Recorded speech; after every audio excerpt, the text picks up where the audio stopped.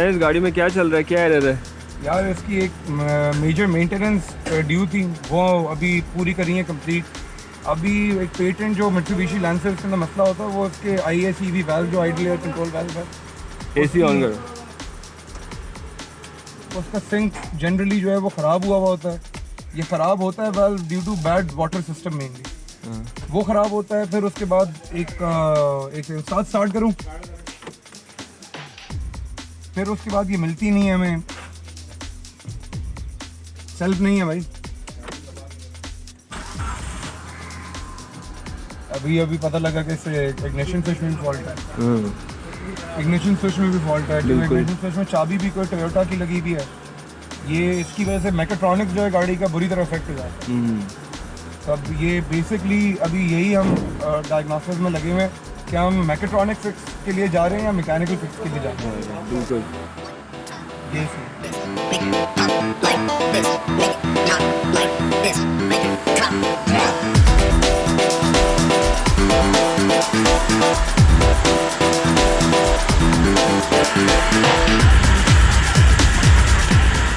ये गाड़ी इस चीज़ का एक बहुत अच्छा एग्जांपल है कि जब कोई पुरानी गाड़ी आपके पास आती है और उसमें कस्टमर की तरफ से कोई मसला होता है, या अक्सर लोगों को ये नहीं पता होता कि उनकी गाड़ी में क्या मसला है, वो खुद से डायग्नोस नहीं कर सकते। और कोई गाड़ी ऐसे डायग्नोस के लिए आती है इतना पुराना मॉडल, तो वो बहुत ज़्यादा चैलेंजिंग होता है, क्योंकि ऐसा नहीं है कि गाड़ी ज़ाहिर है बहुत कम गाड़ियाँ जो फैक्ट्री मेंटेन्ड होती हैं, वरना वो यूजली जो है वो लोकल वर्कशॉप से जो है वो काम हो रहा होता है। और ज़ाहिर है इस गाड़ी में इससे पहले पता नहीं कितने हाथ और लग चुके होंगे, कितने लोगों ने काम किया हुआ होगा, किस किस सिस्टम में काम किया होगा, और हर इंसान ने अपने अंदाज से काम किया होगा ना, जो उसका तरीका होगा, जो उसकी अंडरस्टैंडिंग होगी, उसके लिहाज से काम हुआ होगा।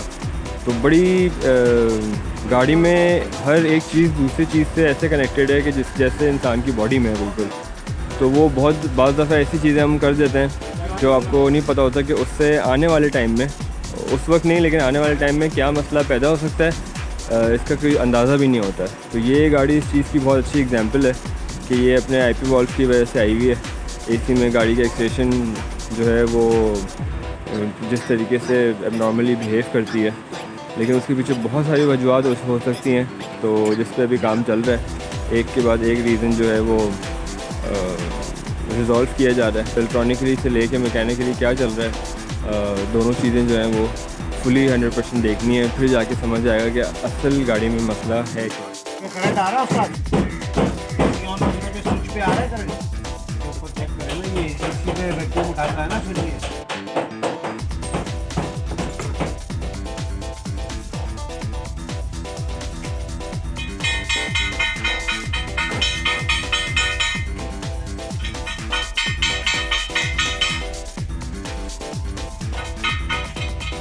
यही वाला सेंसर लगा के फिलहाल फिट तो करके देखो, ये सेंसर है सही, ये बाहर काम नहीं कर रहा सेंसर, ये वाला जो कर रहा है तो उसको लगा के एक बार स्टार्ट तो करके देखें। सही है, आप इसको लगा के स्टार्ट तो करके देखें, अगर फ़र्क है तो वो भी तो स्टार्ट हमें समझ में आ जाएगी ना बात।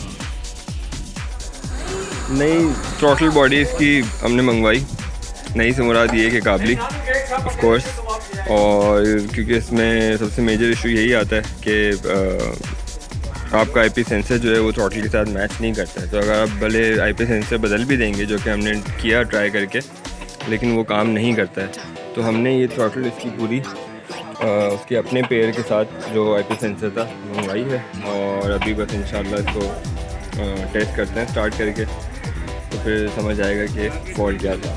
ठीक है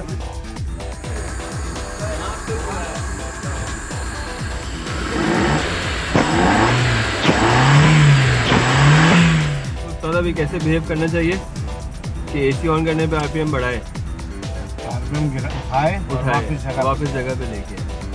अभी इसने अभी हम कितने कि हम 1100 पे रुके हुए हैं।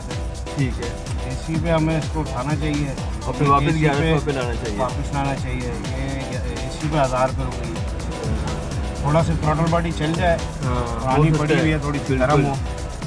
बिल्कुल आमिर भाई थोड़ा स्टार्ट छोड़ दे।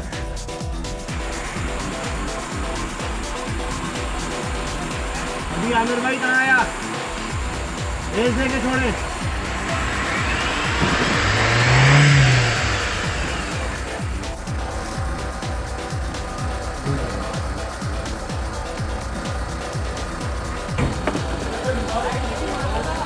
पाइप लाओ यार, थोड़ा सा बड़ा पाइप लाओ। लेके आ।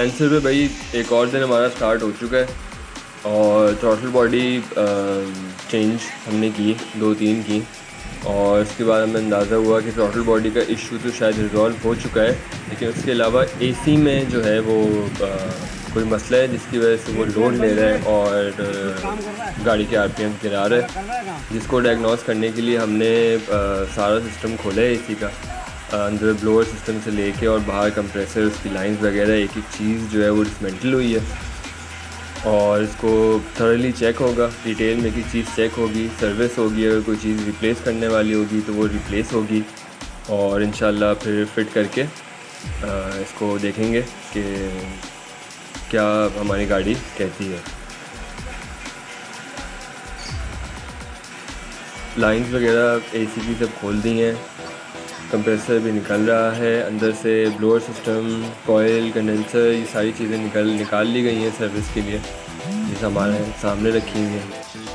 सेंसर भाई माशाल्लाह अपने फाइनल स्टेजेस पे है और आईपी सेंसर का मसला हल हो चुका है, गाड़ी का आरपीएम स्टेबल हो चुका है, एसी वगैरह की सर्विस हो चुकी है।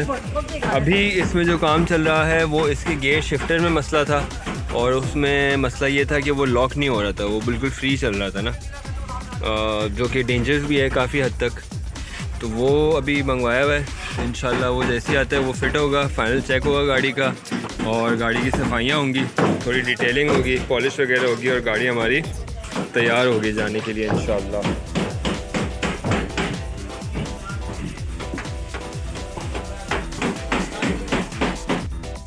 लैंसर भाई माशाल्लाह हमारी कंप्लीट हो चुकी है अपने फाइनल टेस्ट ड्राइव पे और वहाँ से भी अप्रूव हो चुकी है अल्हम्दुलिल्लाह। सत्तान जी हमें जल्दी से बताएंगे कि इसमें क्या क्या काम हमने जो है वो माशाल्लाह से हल कर दिए हैं। गाड़ी जो इनिशियली बेसिकली इनिशियल डायग्नोस्टिक्स में हमारे पास आई थी वाज अनस्टेबल आइडल आरपीएम और ओवर टेम्प प्रॉब्लम्स के साथ। जब गाड़ी को हमने टेकअप किया था तो गाड़ी के अंदर एज यूजुअल एक सीरीज ऑफ प्रॉब्लम्स थे, जिसके अंदर मैकेनिकल मैकेट्रॉनिक फिक्सेस जो कि over time I wouldn't blame the consumer, क्योंकि कंज्यूमर ने हम श्योर कराए होंगे, लेकिन जिसने भी अनफॉर्चुनेटली जो हमारे लोकल वर्कमैनशिप ने जिसके ऊपर काम किए उसने बहुत सारे मिक्स एंड मैचेस किए हुए थे, डिफरेंट आइडल कंट्रोल वाल्व, इस तरह की चीज़ें। तो it took us good about 7 days on this vehicle कि हमने इसके तमाम तर वायरिंग इश्यूज रिजॉल्व किए जो इलेक्ट्रिक्स थे, उसको ट्रेस आउट, पहले हमने उसको जो उसकी फैक्ट्री स्पेसिफिकेशंस उस पर लाए, फिर we worked our way on the cooling system, क्योंकि जब हमने कूलिंग सिस्टम को डिसमेंटल करना शुरू किया, जो हमारे एयरकॉन यूनिट का जो हीटर कॉइल होती है दैट उधर तक इट वाज टेरिबली क्लॉग्ड, जिसकी वजह से हो सकता है कि वो कंप्रेसर पे एसी में जो लोड हो रहा था ये बिल्कुल नेचुरली ये वजह कंप्रेसर लोड की नहीं है। कंप्रेसर लोड की वजह जो है वो उसके अपने डिस्चार्ज लाइंस और जो मॉइस्चराइजर ड्रायर जो होता है पोर्टेबल एयरकॉन यूनिट के अंदर मौजूद, ये उसके क्लॉग्ड होने की वजह से एयरकॉन लोड ज़्यादा था, जो कि हेड प्रेशर भी इनहांस कर रहा था। Now the vehicle is a mid-aged and mid-health vehicle, क्योंकि it's clocked almost कोई 223,000 kilometers on the odometer now. तो लेकिन a machine is never old, you know?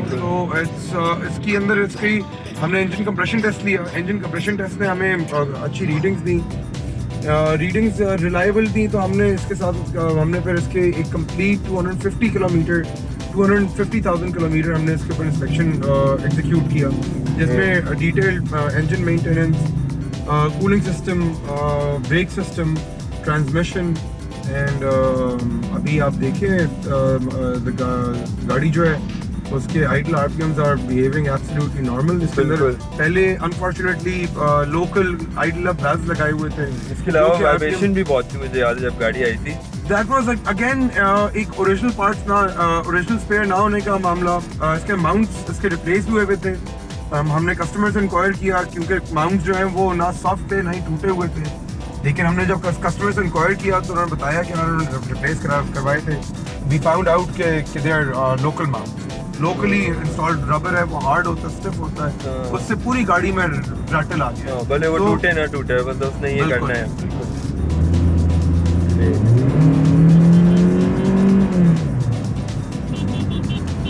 गाड़ी में जबरदस्त। 223,000 किलोमीटर की एज का ये इंजन है बिल्कुल। और वो इस तरह परफॉर्म करे बिल्कुल। Is really nice, it's very reliable on this. माशाल्लाह, ये एक टिपिकल हमारे लोकल मैकेनिक्स का प्रॉब्लम होता है कि जहाँ गाड़ी कभी हीट होना शुरू हो, ओवर टेम्प हो, किसी भी वजह से ओवर टेम्प होने की हमेशा एक ही वजह है, टू बी वेरी ऑनेस्ट, वो है लैक ऑफ प्रिवेंटिव मेंटेनेंस। बिल्कुल। वरना अगर आप ऑन टाइम स्केड्यूल्ड और प्रिवेंटिव मेंटेनेंस अपनी ऑन टाइम ऑन स्केड्यूल करवाएंगे, आपका ना रेडिएटर फ्लूइड खराब होगा, ना कभी वो रस्ट बिल्डअप करेगा, ना वो कभी गाड़ी ओवर टेम्प करेगी।